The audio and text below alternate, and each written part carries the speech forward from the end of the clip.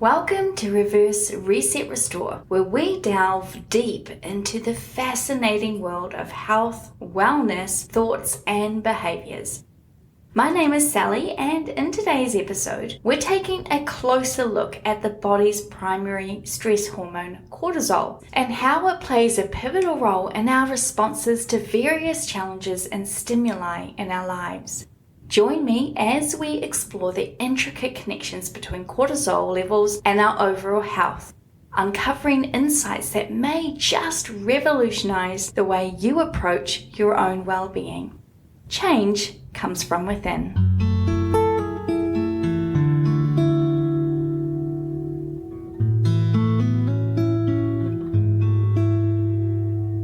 Hi and welcome to Reverse Reset Restore. We have been running a special 6-part series on the stress hormone cortisol, dropping a new episode at the beginning of each month. This is month number 4, and in the previous 3 episodes, we've looked at how cortisol impacts our immune system, its association with weight gain, and how it plays a role in cardiovascular health. If those topics sound interesting to you, I've added the links for the previous 3 episodes in the series in the show notes to help you access them quickly. In today's episode, we are delving into the intricate relationship between cortisol and cognitive function, exploring how excessive stress can impair memory, hinder concentration, and compromise overall cognitive performance. And I'll share some of the most common symptoms of cortisol's impact on our cognition. Stress is a normal part of our lives. No matter how much you might try to simplify your life and minimize stressful situations and experiences in your life, it's gonna happen. There is simply no way to avoid it. And that's okay. Good John Bergman wrote, "There is no such thing as a stress-free life. No evidence has ever been presented which suggests that a stress-free life can ever be achieved.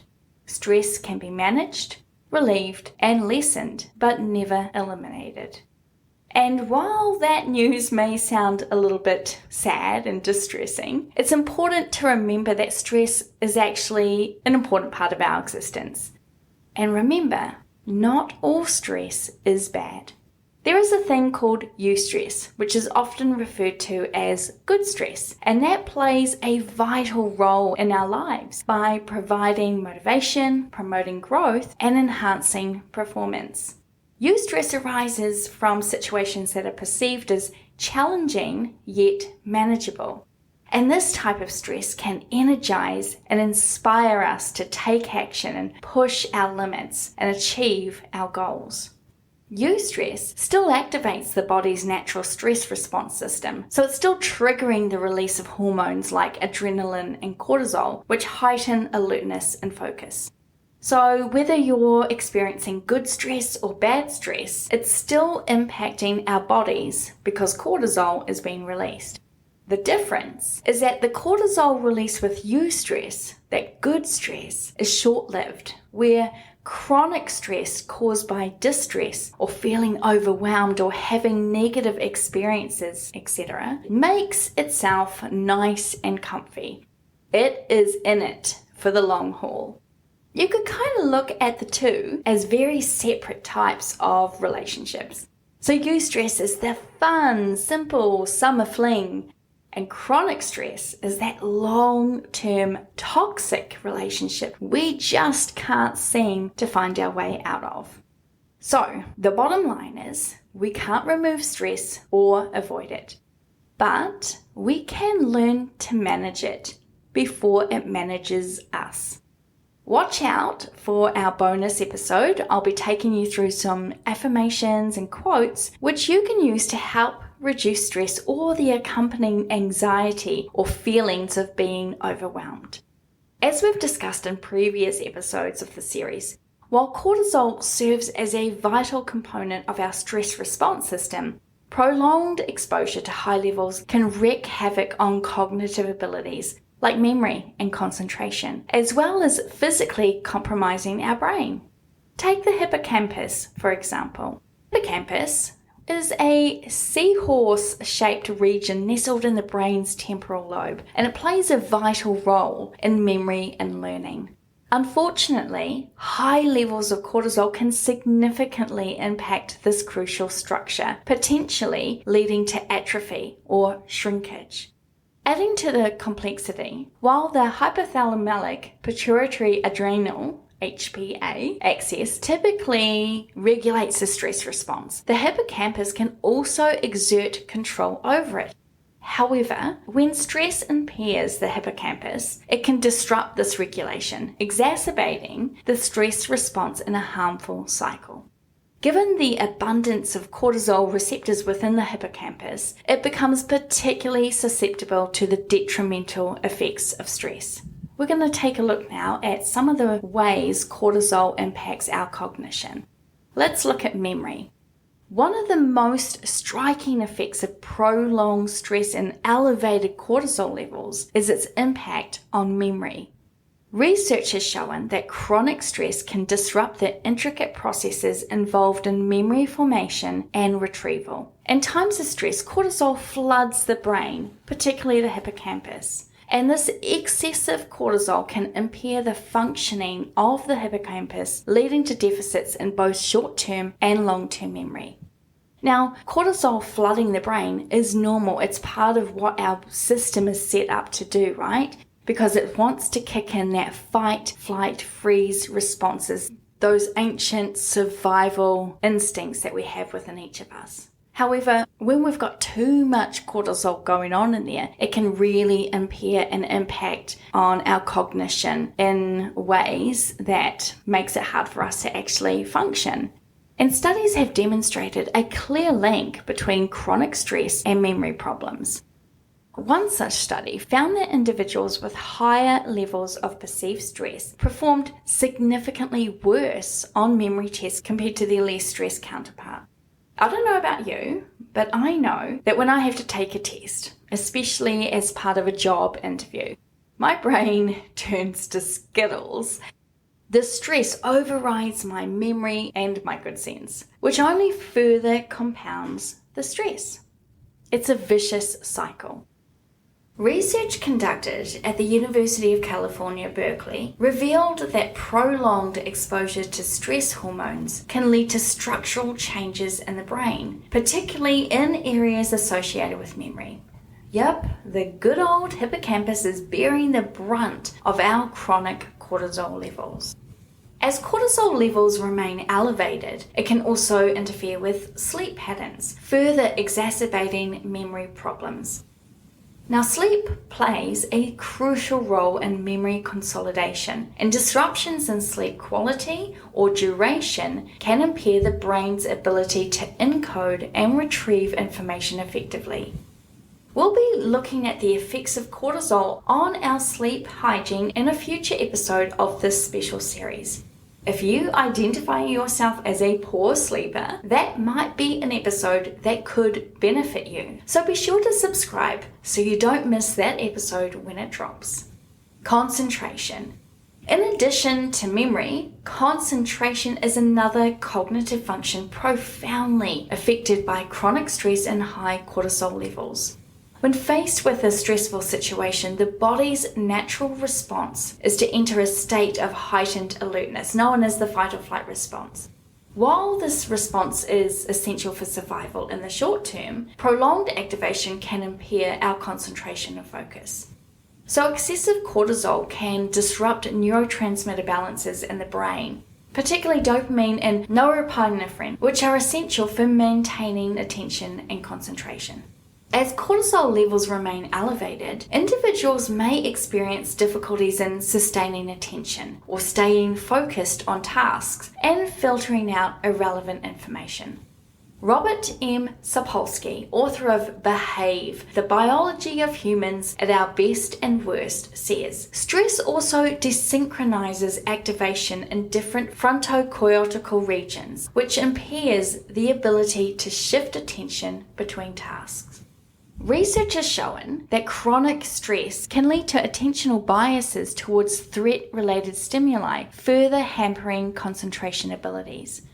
A study published in the Journal of Experimental Psychology found that individuals under chronic stress exhibited increased distractibility and decreased attentional control compared to non-stressed individuals. Stress-related cognitive impairments can have significant implications for both academic and occupational performance. Students and children are included in this. Under chronic stress, may struggle to concentrate during lectures or lessons. They might find it difficult to retain information for exams or perform well on assignments. Similarly, professionals facing high levels of stress at work may find it challenging to meet deadlines, make critical decisions, and communicate effectively with colleagues. Beyond memory and concentration, chronic stress can have far-reaching effects on overall cognitive function. Now, cognitive function encompasses a broad range of mental processes, including reasoning, problem-solving, and decision-making. Prolonged exposure to stress hormones like cortisol can compromise these cognitive abilities, leading to impairments in everyday tasks and responsibilities. Studies have shown that individuals experiencing chronic stress often report difficulties in cognitive domains such as mental flexibility, working memory, and executive function. Chronic stress can disrupt the prefrontal cortex, a brain region responsible for higher order cognitive processes, leading to deficits in decision-making and problem-solving abilities. At the extreme end of the cognitive scale, consistently high cortisol levels have been linked to an increased risk for brain-related disorders like Alzheimer's and dementia.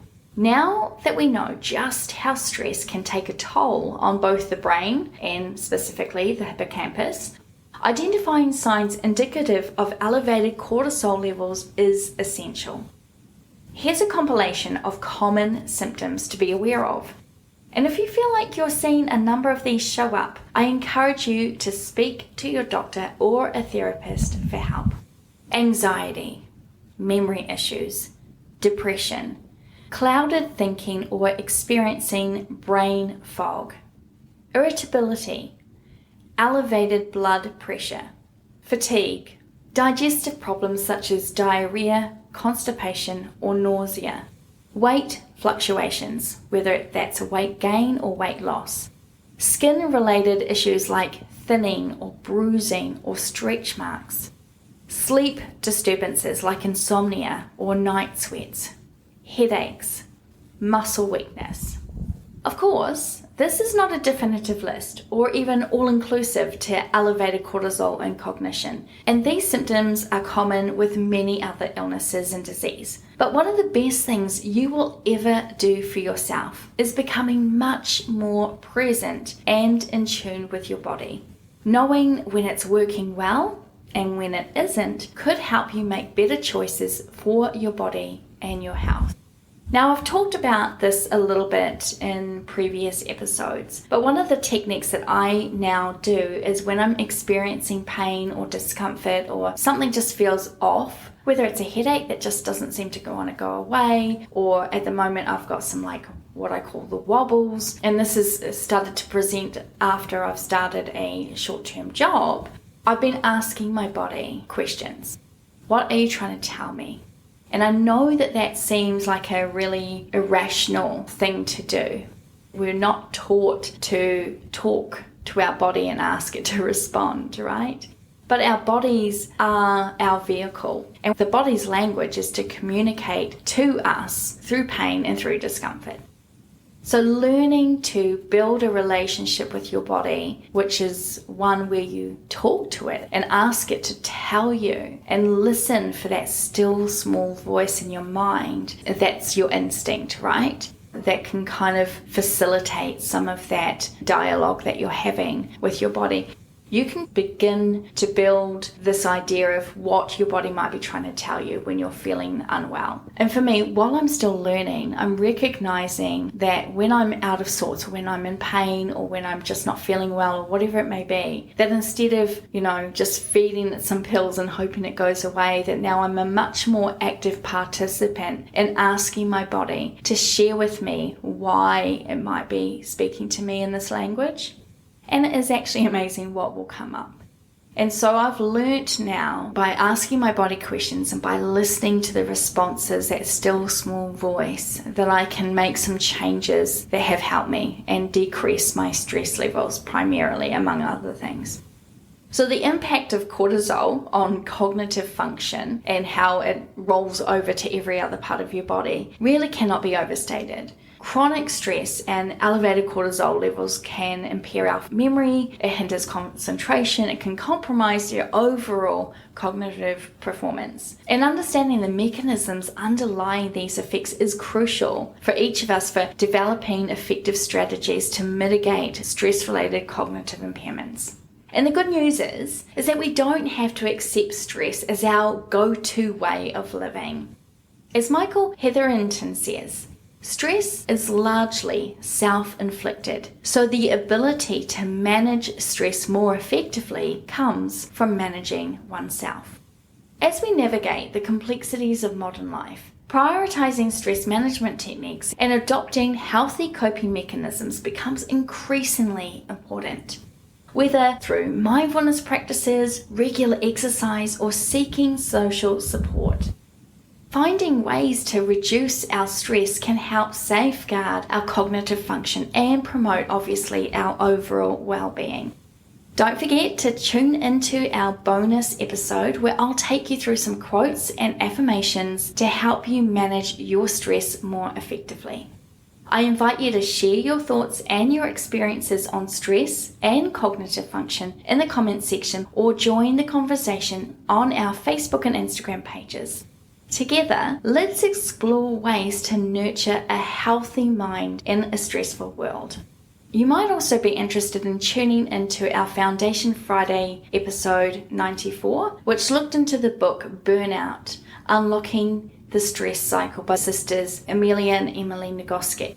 That's got some really practical ways of looking after yourself and safeguarding yourself so you don't get to the point where you burn out. I love this week's final quote. It feels like a prayer or a blessing. It comes from David Rock, the director of Neuro Leadership Institute, which is a leading global research organization and the pioneer of bringing neuroscience to leadership.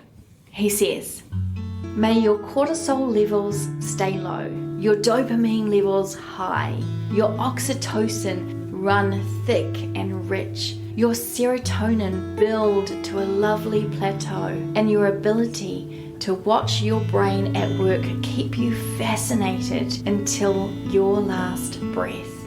I wish you well on your journey."